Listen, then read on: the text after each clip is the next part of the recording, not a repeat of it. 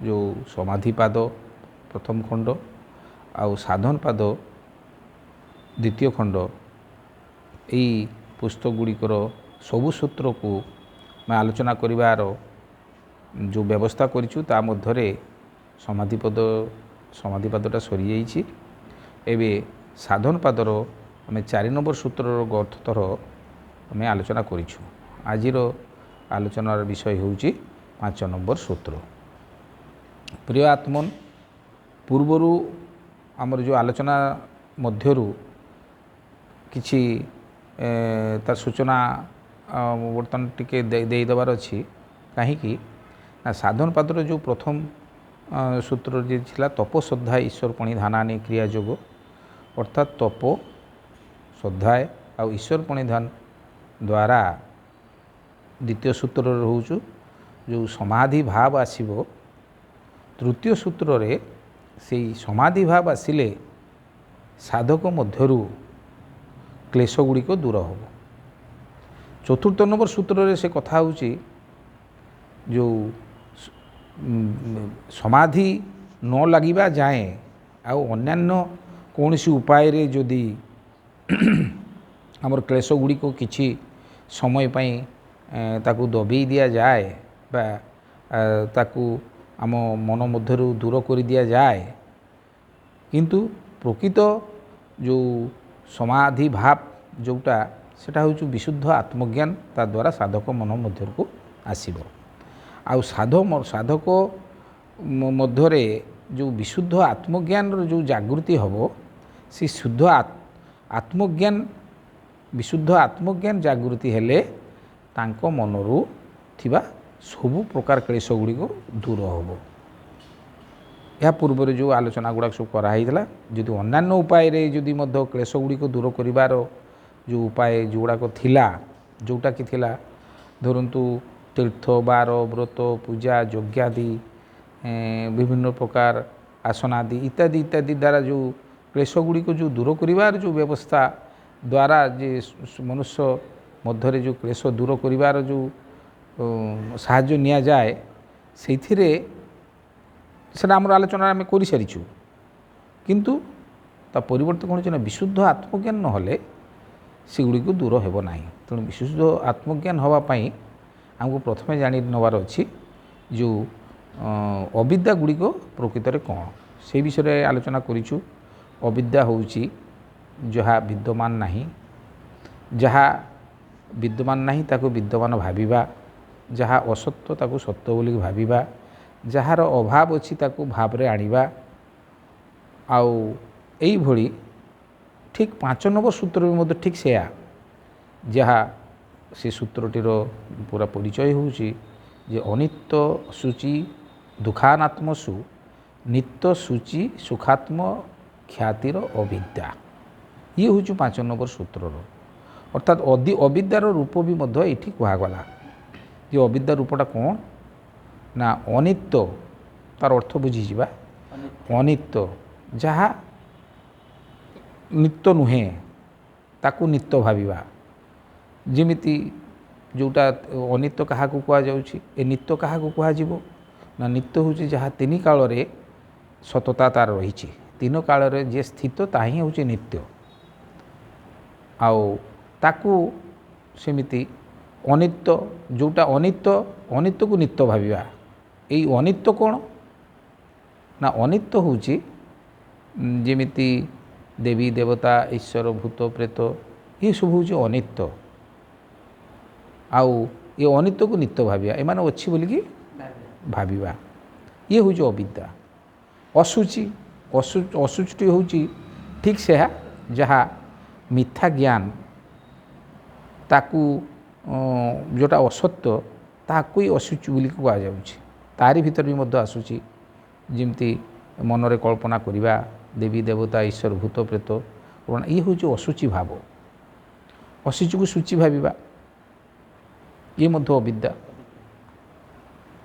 दुख जो दुख विषय जो कथा कुआगला सांसारिक विषय रे प्रकृत रे दुख बोली कि कौनसी विषय नहीं, किंतु मनुष्यर जो सांसारिक भौतिक चिंताधारा भितर ଯେଉଁ ମଜହବୀ ଚିନ୍ତାଧାରା ଭିତରେ ଯେଉଁ କାଳ୍ପନିକ ଭାବରେ ଯାହା ଯାହା ଅଛି ସେଇଥିରୁ ସେ ଯେଉଁ ଦୁଃଖ ପାଉଛି ପ୍ରକୃତରେ ତାହା ନାହିଁ। ଦୁଃଖକୁ ସୁଖ ଭାବିବା। ସେମିତି ମୋର ଆଲୋଚନା ବିଷୟ ହେଉଛି ଯେଉଁଟା ଅନାତ୍ମା ଆତ୍ମା ବୋଲି ମାନିବା, ଅନାତ୍ମାକୁ ଆତ୍ମା ବୋଲି ମାନିବା, ଇଏ ବି ମଧ୍ୟ ଅବିଦ୍ୟା ଭିତରୁ ଆସୁଛି। ଅନିତ୍ୟ ଯେଉଁଟାକୁ ଆମର ଅନାତ୍ମା କ'ଣ? ଅନାତ୍ମା କାରଣ ଯେମିତି ଆମର ମୂର୍ତ୍ତି ମଧ୍ୟରେ କାଠରେ, ପଥରରେ, ମାଟିରେ, କୁଟା ପଥରରେ ବା ବିଭିନ୍ନ ପ୍ରକାର ଯେଉଁ ଅନାତ୍ମା ବିଷୟ ଅଛି ସେଇଥିରେ ଯେଉଁ ତିଆରି ପ୍ରତିମୂର୍ତ୍ତିକୁ ଯେଉଁ ତା ଭିତରେ ଯେଉଁ ସତ୍ୟତା ଅନୁଭବ କରିବା, ମାନେ ତାର ଭିତରେ ଜଡ଼ ଭିତରୁ ଚେତନର ଯେଉଁ ସୃଷ୍ଟି, ଅନାତ୍ମା ଭିତରୁ ଆତ୍ମାର ଯେଉଁ ସୃଷ୍ଟି ଭାବି ମନୁଷ୍ୟ ଯେଉଁ ଦୁଃଖ ପାଉଛି ସେଟା ବି ମଧ୍ୟ ଅବିଦ୍ୟା। ଇଏ ହେଉଛି ଅବିଦ୍ୟାର ରୂପ। ତ ଇଏ ଅବିଦ୍ୟାର ରୂପ ଯେଉଁ ଆମର ରହିଲା ପୂର୍ବରୁ ଯେଉଁ ଯେମିତି ବିଦ୍ୟାର ରୂପ ଥିଲା ଯାହା ଆମେ ଆଲୋଚନା କରିଦେଇଛୁ, ଇଏ ପୁଣି ଅନିତ୍ୟ ଅସୁଚି ଦୁଃଖନାତ୍ମ ସୁନିତ୍ୟ ସୂଚି ସୁଖମୟ ସୁଖାତ୍ମର ଇଏ ଖ୍ୟାତିର ଅବିଦ୍ୟା। ଏଇ ଯେଉଁ ବିଷୟ ଗୁଡ଼ିକରେ ଯେଉଁ ଇଏ ଗୁଡ଼ିକ ରଖାଗଲା, କାରଣ ଗୁଡ଼ିକ ଦିଆଗଲା, ଇଏ କାରଣ ଦ୍ୱାରା ମଣିଷ ମନରେ ଯେଉଁ କ୍ଲେଶ ସୃଷ୍ଟି ହେବ। ଏଇ କ୍ଲେଶ ଗୁଡ଼ିକୁ ଦୂର କରିବା ପାଇଁ ପ୍ରଥମେ କଥା ହେଉଛି ଯେ କ୍ଲେଶ ଗୁଡ଼ିକ ଦୂର ହେବ କେମିତି? ନା କ୍ଲେଶ ଗୁଡ଼ିକ ଜାଣିଲେ, ତା'ର ଜ୍ଞାନ ହେଲେ, ପ୍ରକୃତ ସତ୍ୟ ଜ୍ଞାନ ହେଲେ କ୍ଲେଶ ଗୁଡ଼ିକ ଦୂର ହେବ। ଯେଉଁଟାକି ବିଶୁଦ୍ଧ ଆତ୍ମଜ୍ଞାନ କଥା କୁହାହେଉଛି ଯେ ମନୁଷ୍ୟ ସେ ନିଜେ କିଏ, ମନୁଷ୍ୟ ସେ ନିଜେ କିଏ ଏବଂ ପ୍ରକୃତ ତା'ର କର୍ତ୍ତବ୍ୟ କ'ଣ, ଏ ବିଷୟରେ ନ ଜାଣି ତା ଦିଗରେ ଯେଉଁ ସମୟ ଅତିବାହିତ କରୁଛି, ଏ ଯେଉଁ ଅବିଦ୍ୟାର ଯେଉଁ ଇଏ ଗୁଡ଼ାକ କୁହାଗଲା, ଅବିଦ୍ୟାର ଯେଉଁ ବିଷୟବସ୍ତୁ ଗୁଡ଼ିକୁ କୁହାଗଲା, ତାରି ସେବାରେ, ଯତ୍ନରେ, ଅର୍ଜନ କରିବାରେ, ଏଇସବୁ ବିଷୟରେ ଯେଉଁମାନେ ଲାଗିଥାନ୍ତି,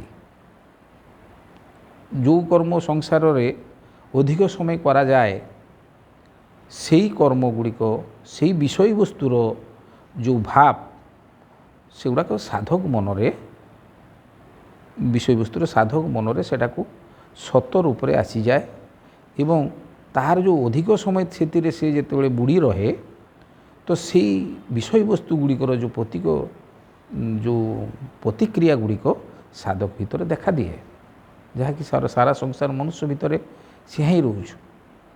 ଆଉ ସେଇଥିରେ ପ୍ରକୃତ ସତ୍ୟଜ୍ଞାନ ଅଭାବରୁ ମନୁଷ୍ୟ ଭିତରେ ଯେଉଁ ଅନ୍ଧବିଶ୍ୱାସ ଆଉ କୁସଂସ୍କାର ଯେଉଁ ସୃଷ୍ଟି ହୁଏ, ଜାତ ହୁଏ, ସେ ଅନ୍ଧବିଶ୍ୱାସ କୁସଂସ୍କାରରେ ମନୁଷ୍ୟ ତାଙ୍କର କର୍ମଟା ବି ମଧ୍ୟ ସେଇଭଳି କରି ଚାଲେ ଆଉ ତାକୁ ହିଁ ସତ୍ୟ ବୋଲିକି ଭାବେ। ଆଉ ତାକୁ ହିଁ ସତ୍ୟ ଭାବିବା ଦ୍ୱାରା, ସେ ଅସତ୍ୟକୁ ଯେଉଁ ସତ୍ୟ ଭାବିବା ଦ୍ୱାରା ମନୁଷ୍ୟ ମନରେ ଯେଉଁ ପ୍ରକାର ଯେଉଁ ଅନ୍ଧବିଶ୍ୱାସ କୁସଂସ୍କାର ଯେଉଁଗୁଡ଼ା ଜାତ ହେବ, ସେତେବେଳେ ସେମାନେ ଗୋଟେ ତୃତୀୟ ଶକ୍ତିର ସେମାନେ ଯେଉଁ କଳ୍ପନା କରନ୍ତି ଯେ ସେ ହେଉଛନ୍ତି ସବୁଠାରୁ ବଡ଼, ଆଉ ସାଧକ ନିଜେ ଭାବିବ ମୁଁ ହେଉଛି ଦିନହୀନ ଭିକାରୀ। ମନୁଷ୍ୟ ଭାବନ୍ତି ମୁଁ ହେଉଛି ଦିନହୀନ ଭିକାରୀ, ମୋର କୌଣସି ଶକ୍ତି ନାହିଁ, ଯାହା ଅଛି ସେଇ ତୃତୀୟ ଶକ୍ତି ଯିଏ ଯେଉଁଟାକି ଧରନ୍ତୁ ଭୂତ ପ୍ରେତ କି ଈଶ୍ୱର ଦେବୀ ଦେବତା ଅସତ୍ୟ ଜିନିଷ ଗୁଡ଼ିକରେ ସେମାନେ ପ୍ରକୃତ ସତ୍ୟରେ ଶକ୍ତିର କଳ୍ପନା କରନ୍ତି। ତାଙ୍କ ପାଖରେ ସବୁ ଶକ୍ତି ଅଛି, ଆମ ପାଖରେ କିଛି ନାହିଁ। ଏହା ଦ୍ୱାରା ଯେଉଁ ଅବିଦ୍ୟା ଯେଉଁ ଭଳି ମନୁଷ୍ୟ ମନରେ ଯେଉଁଭଳି ଅନ୍ଧବିଶ୍ୱାସ ଆଉ କୁସଂସ୍କାର ଗୁଡ଼ିକ ଯେଉଁ ସୃଷ୍ଟି ହେବ, ତାକୁ ପ୍ରକୃତ ବିଶୁଦ୍ଧ ଆତ୍ମଜ୍ଞାନ ନହେଲେ ସୃଷ୍ଟି ହେବନି। ଏଠି ବିଶୁଦ୍ଧ ଯେଉଁ ଆତ୍ମଜ୍ଞାନ କଥା ବାରମ୍ବାର କୁହାହେଉଛୁ, ସାଧକ ମନରେ ସାଧକ ତାଙ୍କର ନିଜ ସ୍ୱରୂପର ଜ୍ଞାନ, ଯେଉଁଟାକି ଆମର ସମାଧି ଭାବରେ ଯେଉଁ ଦ୍ୱିତୀୟ ନମ୍ବର ସୂତ୍ରରେ ଅଛି, ଯେଉଁ ସମାଧି ଭାବ ସୃଷ୍ଟି ହେବ, ସମାଧିସ୍ଥ ହେବେ, ଯେଉଁଟାରେ ଆତ୍ମଜ୍ଞାନ ଦୃଢ଼ ହୁଏ। ସମାଧି ଭାବରେ ଆତ୍ମଜ୍ଞାନ ଦୃଢ଼ ହୁଏ, ଆତ୍ମଜ୍ଞାନ ଦୃଢ଼ ହୁଏ ଏବଂ ଆତ୍ମଜ୍ଞାନ ଯେଉଁ ବିଶୁଦ୍ଧ ଆତ୍ମଜ୍ଞାନ ଯେଉଁଟାକି ଆପଣଙ୍କର ସାଧକର ମଧ୍ୟରେ ଯେଉଁଟା ଜ୍ଞାନର ପ୍ରକାଶ ଯେଉଁ ଘଟିବ, ସେତେବେଳେ ସିଏ ତାଙ୍କ ମଧ୍ୟରୁ ସାଧକ ମନରୁ ଯେଉଁ ବିଶୁଦ୍ଧ ଜ୍ଞାନ ଦ୍ୱାରା ତାଙ୍କ ଭିତରୁ ସବୁଗୁଡ଼ାକ କ୍ଲେଶ ଦୂର ହେବ।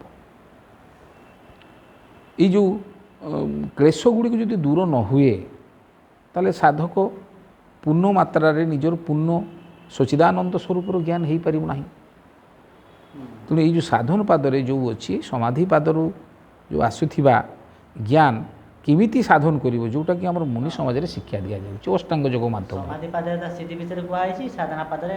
ତାର କର୍ମ ବିଷୟ, ତାର କର୍ମ ବିଷୟରେ କୁହାହେଉଛି, କର୍ମ କରିକି ତାହା ସେଇଟା ହିଁ ପ୍ରାପ୍ତ ହେବ। ତେଣୁ ପ୍ରିୟ ଆତ୍ମନ, ଇଏ ହେଉଛି 5 ନମ୍ବର ସୂତ୍ରର ଆଲୋଚନା। କାହିଁକିନା ଅବିଦ୍ୟାର ପ୍ରକୃତ ସ୍ୱରୂପକୁ ଜାଣିଲେ ନିଜ ଭିତରେ ବିଦ୍ୟମାନ ହେଉଥିବା ଯେଉଁ ଅସତ୍ୟ ଜ୍ଞାନ ଗୁଡ଼ିକୁ ଦୂର କରିବା ପାଇଁ ହେଲେ ସତ୍ୟ ଜ୍ଞାନର ଆବଶ୍ୟକ ଅଛି, ଯାହାକି ମୁନି ସମାଜର ପୁସ୍ତକ ମାଧ୍ୟମରେ, ମୁନି ସମାଜର ସତ୍ସଙ୍ଗ ମାଧ୍ୟମରେ, ମୁନି ସମାଜର ସାଧନ ମାଧ୍ୟମରେ ସେଇଗୁଡ଼ିକ ଆମର ବିଶୁଦ୍ଧ ଆତ୍ମଜ୍ଞାନ ଆମ ସାଧକ ଭିତରେ ଜାତ ହେବ।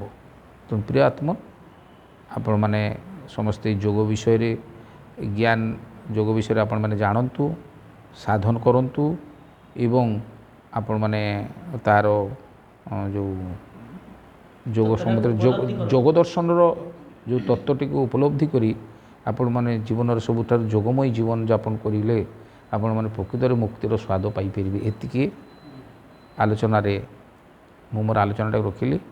ଏହାପରେ ଆମେ ଆଲୋଚନା କରିବା 6 ନମ୍ବର ସୂତ୍ରରେ, ଯେଉଁଟାକି ଆମେ ପରେ ଆଲୋଚନା କରିବୁ। ଏତିକିରେ ରହୁଛି ସପ୍ରେମ ଜୟ ଜୟ। ଆଉ ଗୋଟେ କଥା ସାର୍, ଯେଉଁମାନେ ସବୁ ଏବେ ଦେଖୁଛନ୍ତି, ମାନେ ଯେଉଁମାନେ ସବୁ ସୂତ୍ରକୁ ପ୍ରଥମରୁ ଦେଖି ନ ଆସିବେ, ସେମାନେ ବୁଝିପାରିବେନି ଯେକୌଣସି ଗୋଟେ ସୂତ୍ର ଦେଖିଲେ। ତେଣୁ ଆପଣଙ୍କୁ ଅନୁରୋଧ, ଯଦି ଆପଣ ଜାଣିବା ପାଇଁ ଚାହାନ୍ତି, ପ୍ରଥମରୁ ଶେଷ ପର୍ଯ୍ୟନ୍ତ ସବୁ ସୂତ୍ରଟାକୁ ଦେଖି ଆସିଲେ ଯାଇ ଆପଣ ଜାଣିପାରିବେ। ଆମେ ପ୍ରକୃତରେ ମହର୍ଷି ପତଞ୍ଜଳିଙ୍କର ଯେଉଁ ଯୋଗଦର୍ଶନ ଶାସ୍ତ୍ରଟିକୁ ଯେଉଁ ବିଶେଷ ଭାବରେ ଯେଉଁ ଆଲୋଚନା କରୁଛୁ, ସେଇଥିରେ ତାର ଯେଉଁ ଜ୍ଞାନ କେମିତି ଆପଣମାନଙ୍କ ପାଖରେ ପହଞ୍ଚି ପାରିବ, ସେଟା ହିଁ ଆମର ସବୁ ପ୍ରଚେଷ୍ଟା। ତେଣୁ ଆପଣମାନେ ଆସନ୍ତୁ, ଜାଣନ୍ତୁ ଏବଂ ଏଇଥିରେ ସବୁକିଛି ବୁଝନ୍ତୁ ଆଉ ସବସ୍କ୍ରାଇବ୍ କରନ୍ତୁ। ଏଥିରେ ଆମର ସମସ୍ତଙ୍କର